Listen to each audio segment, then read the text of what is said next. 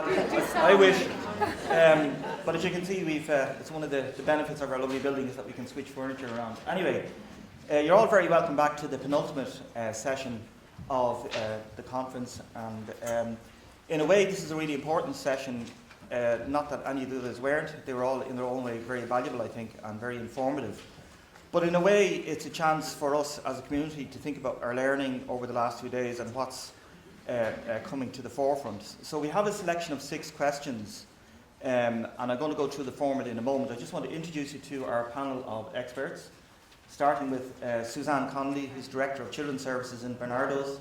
None of these need much introduction, but anyway, I think you're all familiar with them. But Suzanne is a tremendous colleague and a veteran, I mean, in a positive way, of practice and policy, in all the positive way. Beside Suzanne, we have Liz Canavan, and Liz is Assistant Secretary General of the Department of Children and Youth Affairs. Again, someone who's very familiar to all of us. And equally important to all of us is my very close colleague, Professor Caroline McGregor, who's Professor of Social Work and close colleague in the UNESCO Child and Family Research Centre. So the way we're going to do this, we have 6 questions, and to ensure that we get through all the questions, so the questions are your questions. We edited them slightly just to make them more kind of sharp, so I hope you're okay with that. But there's 6 key questions that have come from you that we're going to put out to each of my colleagues here, and we have a 6-minute time limit on each question. So we have an adjudicator, which is Sheila. So Sheila's going to time each question, and when we hear the beep, unfortunately, that's the end of the question, in order to get through the 6 questions. If you think that's bad, in the UN when you speak, you get a number of minutes to speak, and they drown you out with music. So it's not as bad as I've experienced. Anyway, so without further ado, we're going to go to the first question. So Sheila, if you can start it. So the first question, is there a case for reassessing and reformulating how we educate and train the family support workforce, including social workers, youth workers, early years practitioners, family support workers, community development workers, and others? So this is a key question that has been raised. So I'm asking Caroline to lead on it, and then perhaps Suzanne and Liz to make a shorter comment, and then if we've time, we'll throw it out to the audience. So Caroline, what's your view on this? Okay, well thanks Pat, first of all, and thanks everyone for sticking on for the discussion. So I suppose my answer in short is yes, but before I maybe elaborate on what I think we can do, I think it's important to acknowledge that we already do some good work in terms of cooperation between our programmes in sort of family support, social work, community development and other fields. And I think there's a lot of high quality education that we have, so I'm not saying, but in terms of can we do more, yes, I definitely think we can do more, and even just drawn from the discussions in the last 2 days. So first of all, just what Deborah was talking about earlier in terms of cross-model and cross-sectional training. I mean, we all do a lot of similar types of interventions around strengths-based and different methods, and it could certainly benefit from being more systematic in learning across the programmes. I think as well, we have a real responsibility, I think, to create more opportunities for learning together across the different fields. You've mentioned, as I say, some, but broadly around the fields where we're working with children and families. And I think I suppose one of the challenges I think was highlighted yesterday in terms of Noreen talking about interagency work. That really struck a chord with me, and I think with other people in the audience, that it's not just about learning to understand each other, it's actually about taking a step further of us all rethinking how we train social workers and family support workers and early education workers and so on and so forth, to actually rethink not just that you have to understand me better, but that I have to change what I do a little bit to engage better. So I'm taking that away, I think, as a really important theme for us to do. I think the other areas that we really need to think about reformulation is equipping our practitioners to really engage with the challenges of the present day. And one of, I think, the really current challenges which we need to do is using research and evidence effectively to make our case, using the data from our services. You all have fantastic data, and you're not getting enough support or time or space to be able to turn that into evidence and turn that into advocacy. And I think that's a real responsibility that we have as educators to make sure that those we're training are brilliant at that and students give responsibility to take that really seriously in leadership. And finally, I have more to say about the international context. You know, we have our partners, you know, we have our regional cooperation, but also partnership with Northern Ireland, with UK, and an international context. We can't just run around thinking this is our problem. Our UNICEF colleagues and others have even highlighted in Deborah that a lot of the issues we're dealing with are universal in an international sense as well as local. So I think we have a lot to do. There are a lot of challenges, but maybe I can come back and say a little bit more, but maybe I'll just sort of see if my colleagues want to add anything to that. Okay, Suzanne? Yes, thank you very much. And I'd just like to add a couple of things. One thing that struck me, and I'm a long time working now, is that in my own training we didn't do enough about working in groups, and a lot of the interagency working is within a group context. And I think what we need to learn is how, for some of us, to get our voice heard, how to deal with difference, how to ensure the group remains focused. So how to work both on the conscious levels about what's talked about and the unconscious levels about what maybe is not talked about. And that links a little bit to some of the stuff that John referred to in terms of, you know, power dynamics. I mean, you can be in a room and, you know, certain voices dominate and certain ways of thinking dominate. And it's very, very hard to challenge that. So I think that if we were enabled to develop more skills, I think that would really, really, really help. Because we all know there can be a hierarchy in terms of which professions get more attention, you know, than others. So I think that would be a real addition to our learning. And I think it should actually be done not just at a theoretical level, but at an experiential level. And also, I'm a real fan of, people who work with me know this, of videoing, because I don't think we're always aware of how we are. And I think that if we could bring in experiential group work learning plus videoing, so we could observe ourselves and others, I think we would actually learn a lot about ourselves. And then the second point I'd like to make as well is I think that there can be a gap in terms of organisational learning. So what's it like to work in an organisation? How can you work effectively within an organisation? I mean, people can work very effectively within teams, but again, it's about how do you get your voice heard within organisational contexts. And the fact that organisations can have a range of priorities and a range of demands, and therefore how can you understand those at the same time that you get to do your everyday work. And I think that could really help people manage some of the frustrations of the working environment. Okay. Liz? Yeah. Well, plug it on. just maybe to add to that, I'm not a practitioner. I'm one of those dreadful policy makers. But I hang around with a lot of practitioners, so I picked a few things up. Some of them are dreadful. It's really important to say, actually, in the context of the framework that we've developed on Better Outcomes, Better Futures, there's actually 4 or 5 separate commitments around workforce development, but also really focusing on interdisciplinary training and getting people to understand one another better and actually to be trained together, and actually, I think, to be trained around values. Okay. And about how we think about children, young people, and how we engage them in the work we do as well. Great, thanks Liz. A quick comment from me on it. I do think if we go down, I think it's a road we should go down. I think it is an amazing question about how far we're willing to go down that road. Because I think the issue of power and interprofessional issues is something that will have to be addressed. People outside of the system don't know what we do. It seems to a lot of people it's crazy there's so much diversity actually. Anyway, that's just a brief comment from me. So we're going to move on to the second question, which is a really easy question for Liz. What is the panel's view of the benefits and challenges of commissioning? Liz? Okay, well, some of you were probably at one of the workshops yesterday this was discussed, so I made a couple of comments there, but maybe just to summarise where our thinking is at, certainly in regard to children. For me, I think the benefits of good commissioning is that we're more focused on the objectives of the services we're providing. We're more focused on the needs of the people we're trying to deliver the services to. We have a better sense of what it is we're actually trying to achieve, rather than rolling out services because this is the way we've always done it before.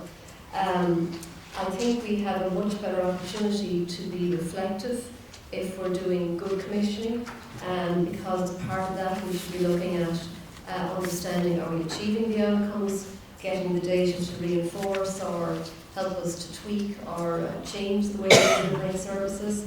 And as a policy maker, there's lots of power around, but we don't have all of it either. So it's really important to have good understanding of what it is we're achieving for the money we're spending if we're going to make good arguments to get the resource we want for children's services. So that's actually very important to us.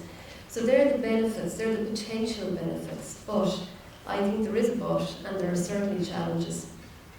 I don't know if we're ready. I don't know if we're ready to commission well. I don't think we have the data yet to support good commissioning. I'm not sure if we know what the measures would be, particularly for children and family services. I think it's hard to measure.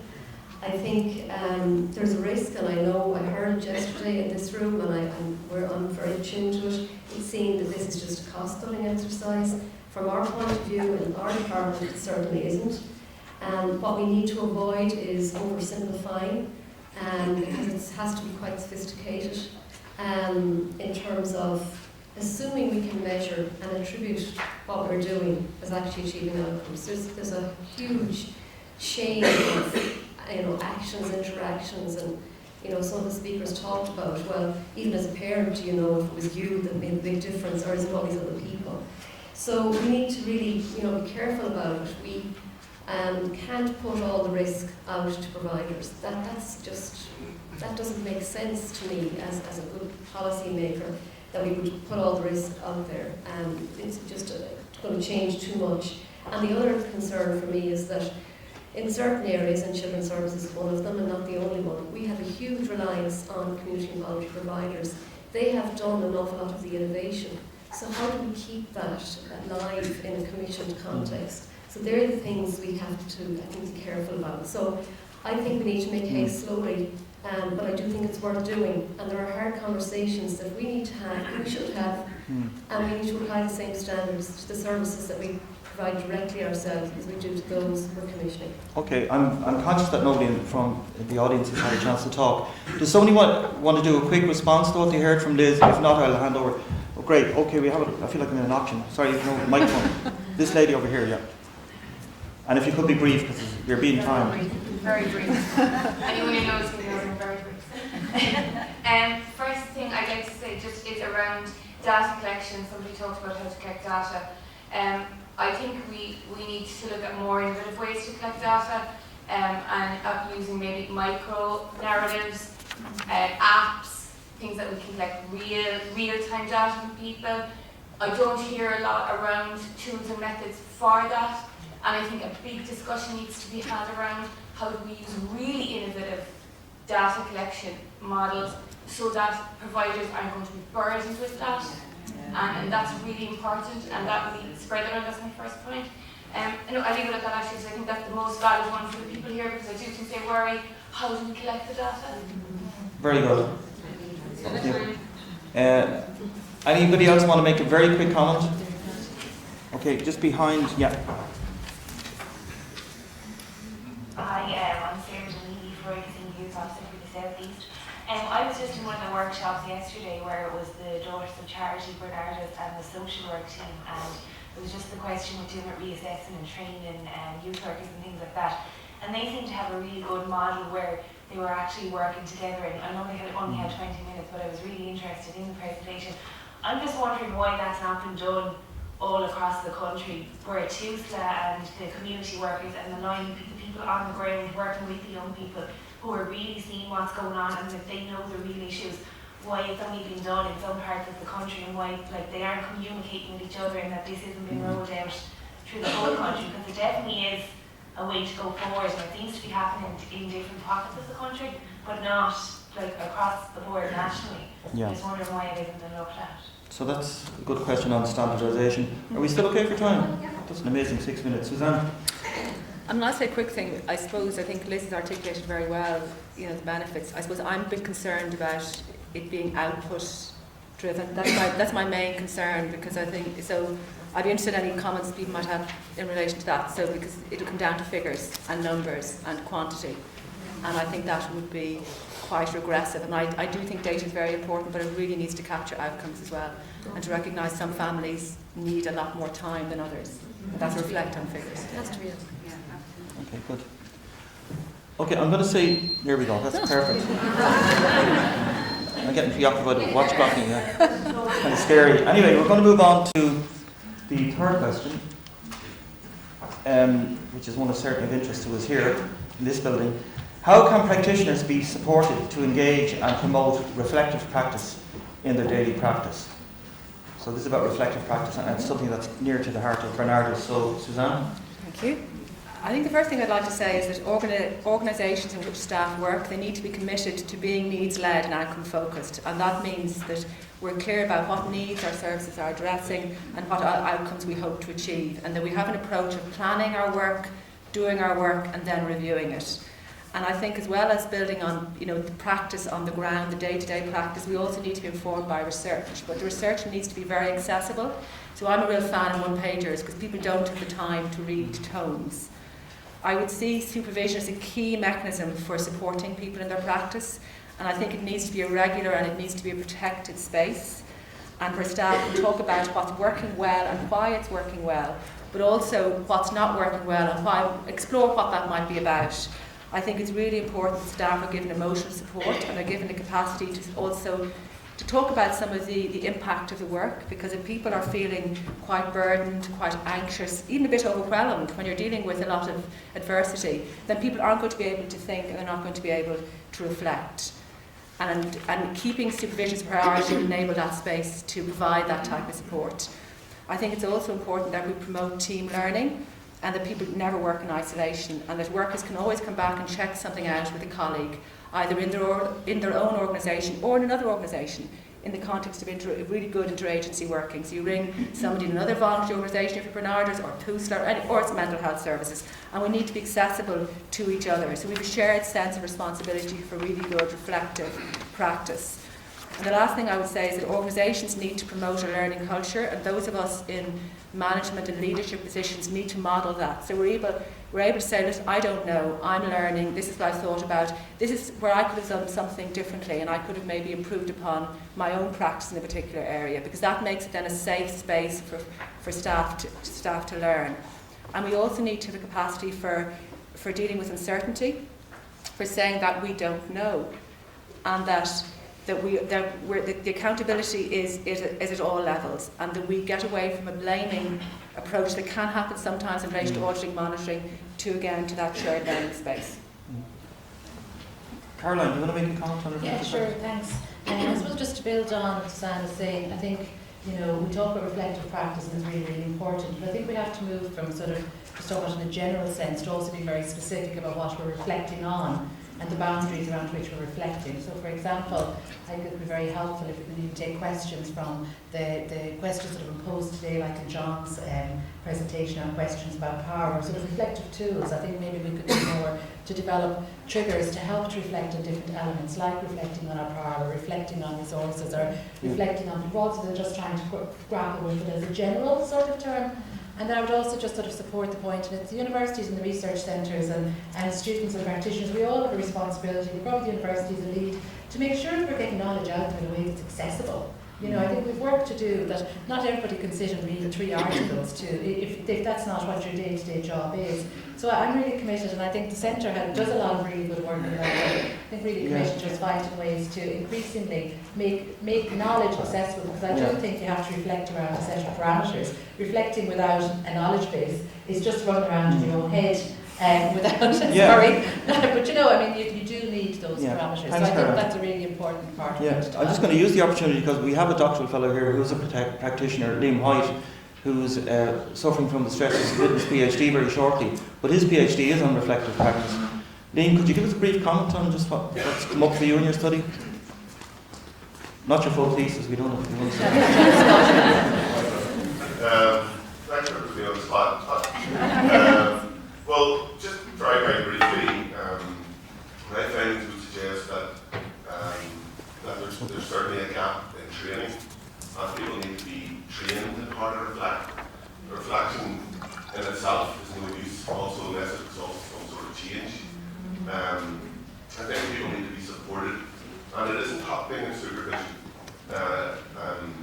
where it should be happening, and practitioners aren't engaging in reflective practice. And that came through in the research that I've done with 20 practitioners. So there's a lot of gaps in terms of the training. And I would also make a comment as well that there's a policy document, the Agenda for Children's Services Policy Handbook, which was published in 2007, and it has 57 reflective questions that are acted at practitioners, managers, and policymakers. And I don't think that policy document was ever properly launched, and I think there's a case for it being relaunched again. But in my research, and unfortunately I don't have one for everyone in the audience, I hope to have that finished, submitted hopefully in the coming weeks. And I think it will give some light on the need specifically for training. Okay. Thanks, and also preparing the structure yeah. to help people with engagement in practice. Yeah. Liz is going to make it. Do you want to make a quick comment on that? Yeah, just a quick one. Just to say, yes, indeed, the Agenda for Children's Services, and I'll say a little bit more about that later, but yeah, it is an important document and it's certainly still informing the work we're doing, just to say that. I think it's really important, you kind of mentioned this as a mandate. People have to have a mandate in their daily work to actually do reflective practice, and that's really important. And I think management have to be asking the right questions. So if you're not asking the right questions, well then, you know, people actually are being required to reflect. And I think it's really important when we're collecting data of all sorts that we're asking the right questions that prompt some of that reflection. Okay, good. Thanks very much. It was very helpful. Okay, we're going to move on to question 4. Yeah. So this is a nice, interesting one as well. In the context of successive cuts to FRCs and community voluntary sector, which have peer support and collective action at their core, where is the vision within TUSLA for prevention, parent and child and peer support initiatives? So, Liz, you're going to answer that one first. I'm doing all the easy ones. Well, I suppose, just to be clear, I don't work for TUSLA, so I'm not here to, sort of speak for TUSLA, but I think it's important that there is context. And the context is we've just come out of a recession, and we are battling with every other government department for resources, and that is a reality. I think the other thing about context we have to think about is this is a new agency. It's a brand new agency. It's only 18 months old. It's 3 organisations coming together. There's a lot to be done just in kind of trying to manage putting the systems together, but also the cultures together, the values, all of that. And it's coming. It's going to take a bit of time, but it's coming. The other thing I would say about leadership is, one of my colleagues is slagging me over this word, but it is kind of co-production. I mean, at a political level it's important, and they've set up TUSLA. I think that's a big message. And they set up a government department with responsibility for children. I think the agency itself, both the board and the executive, have a leadership role, and I think managers and practitioners. I think it's back to this question of power. There's lots of power floating around in lots of different places and in different ways. I think we need to just kind of think about that. But just where can we see the vision? In the legislation for the agency, there's a very specific and different articulation of the functions, and it was done in a very careful way. And I can say that because I was involved in doing it myself. We really wanted to make sure we were saying this is a different kind of organisation. It is not a child protection organisation, and that is reflected in the functions. And I know legislation can seem very dry, but it's incredibly important in terms of what they can spend their money on and how they have to meet those statutory obligations. So that's important. I think the other thing is that in that description, there's a universality about it, and that's important. Just in terms of the way in which, and it gets back to just a new organisation, there was about 7 or 8 different ways in which the 3 organisations were giving out money to the community and voluntary sector. So part of what needed to happen in the legislation was to bring that into a much more streamlined way of doing things. And of course that required them to look at all of, literally thousands of grant making that's done. And we know about all the big ones, but there's thousands literally of grants that have been given out under the Child Care Act, under the Health Act, under the Family Support Act. There's a whole, and even within those acts, there was lots of different ways in which they were doing it. So now what the effort is to streamline that. And I know that that's difficult in the short term. I do want to emphasise that there's better outcomes, better futures is setting the agenda, and this is getting back to the agenda for children's services. And that is very much emphasising family support, prevention, early intervention, and that all of those outcomes, they all began in Vision for Children's Services. That's the platform we've been building it on, and that is very much focused on family support, and our new parenting and family support policy statement is also emphasising that very strongly. It's the first discrete piece of policy we've brought out since we've set up the new agency, and it's really emphasising that that is a really core part of their work.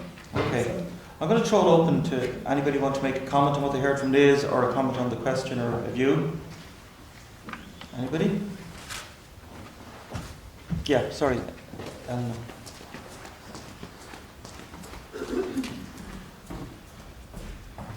And again, if you could be brief, Anna, please.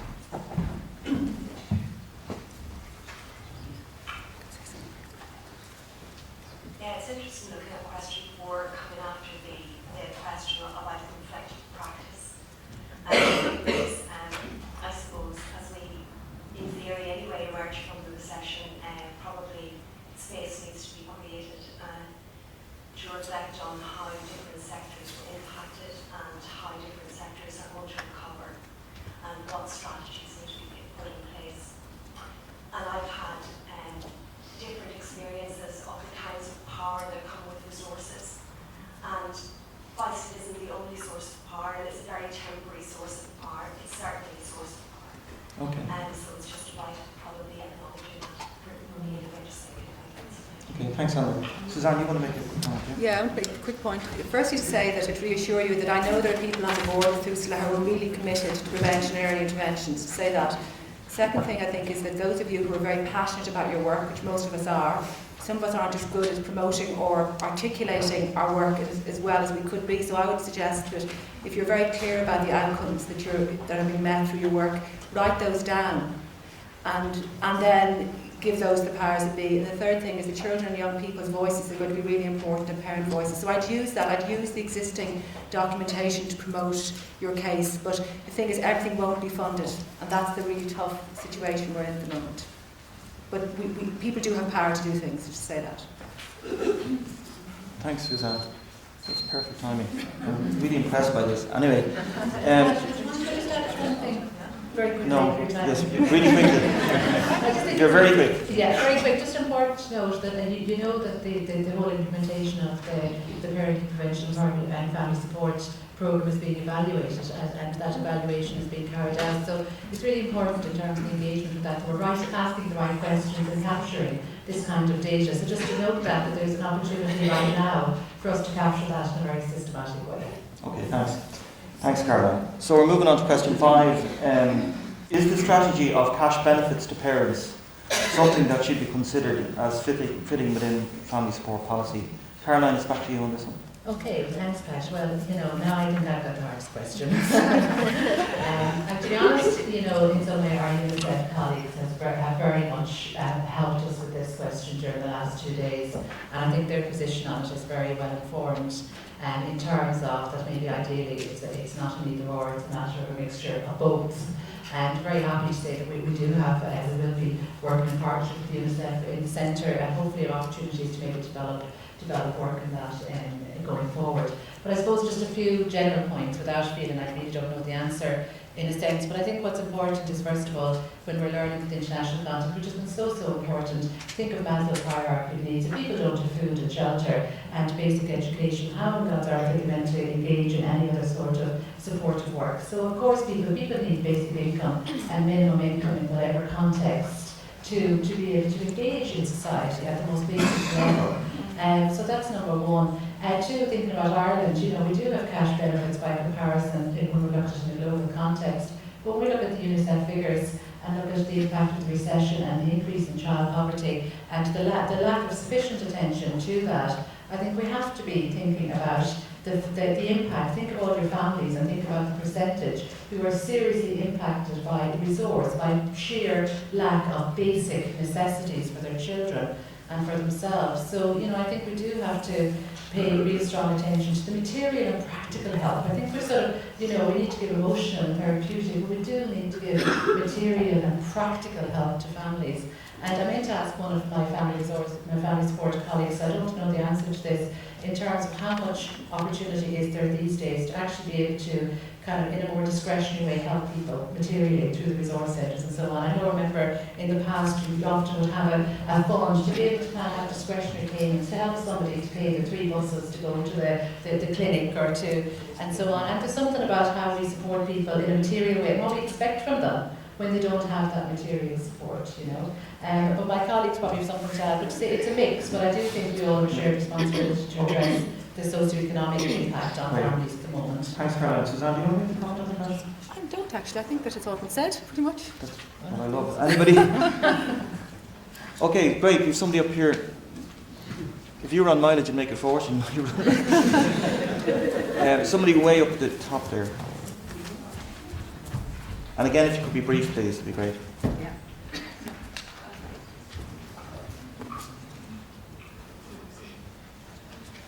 Just put it in context, 1 in 4 children are living in poverty in Ireland right now, okay?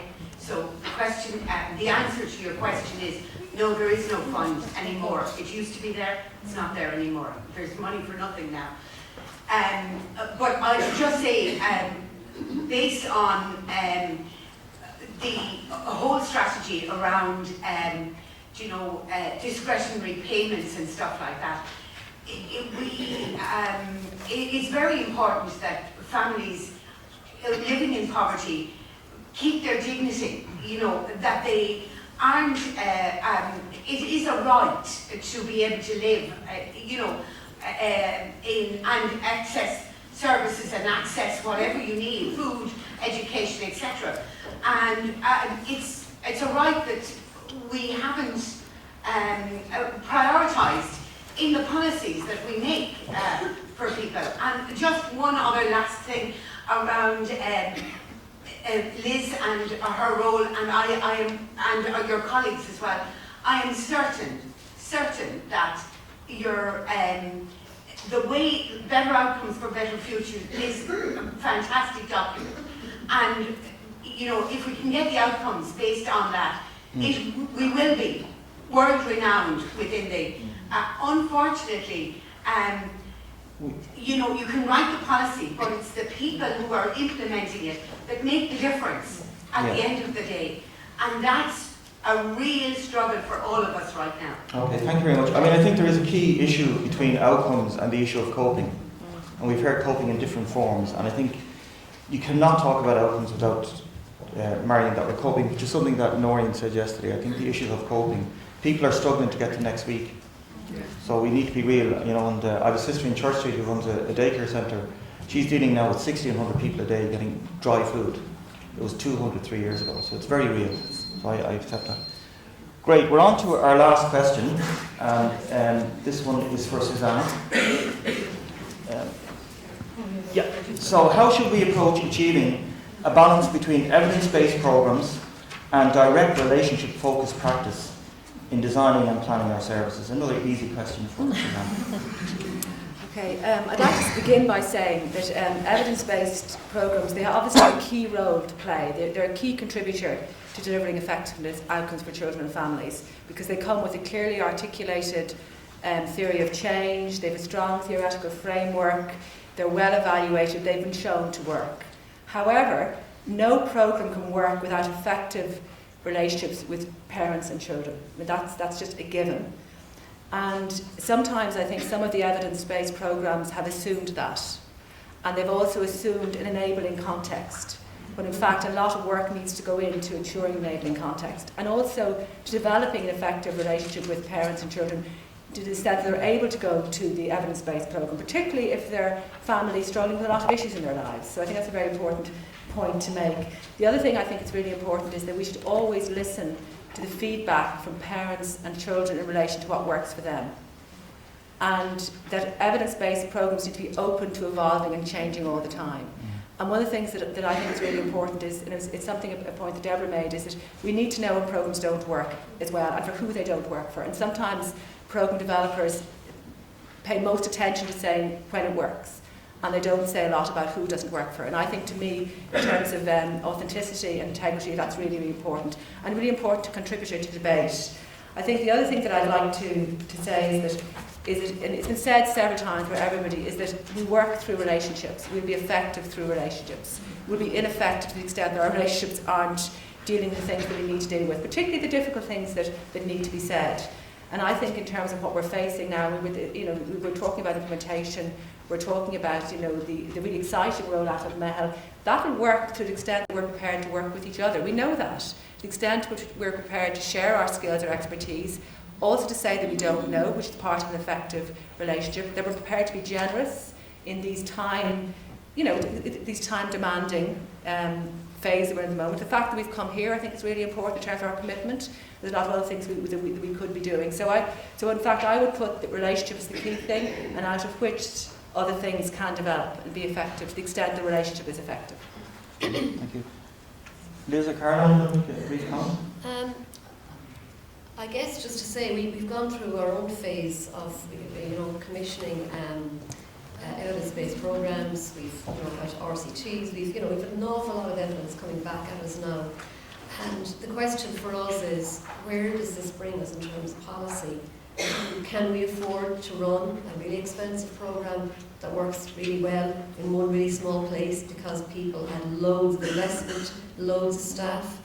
We really have big decisions to make around some of the programs. We have done all of the right thing with, but it's really hard sometimes to figure out how you mainstream those. And one of the things we did do, I think rightly, is we looked not just whether something worked or not. We actually said, why did it work? What was the process? What was the environment? Who were the people? What was the local politics? What was the scale? What was the geography? And we really need to try and understand all of that. And we've two phases. We have the PEI and we have the ABC programme. But we have big choices to make now. What is that telling us about policy? And what is it telling us about what needs to be mainstreamed? And we don't want to run pilots forever. And at the same time, we don't want to stifle innovation. It's like what you're saying. On the one hand, you want fidelity to the model, because we know it works, we do it this way. And on the other hand, we want to innovate. So we're trying to balance. Caroline, you have a quick note. I think Liz and Suzanne have summarised it. It's great to have colleagues that know when they don't want to speak. It's brilliant. So, this was a bit of a whistle-stop tour, but it's the nature of these events. But I think it was, for me, it was very informative anyway. So, before we move to Gary Hines, just a round of applause, please, for Suzanne, Liz, and